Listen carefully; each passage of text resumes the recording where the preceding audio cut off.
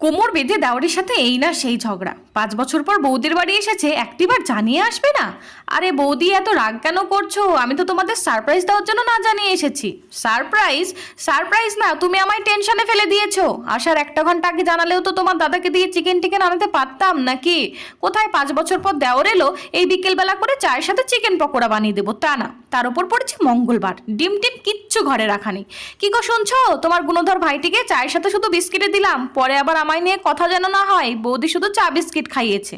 সে তো হাসি মুখে দিব্যি চা বিস্কিট খেয়ে নিল, কিন্তু আমার মনটা বড্ড খুঁতখুত করছে। ঠিক পরে এইটা নিয়ে কথা হবে।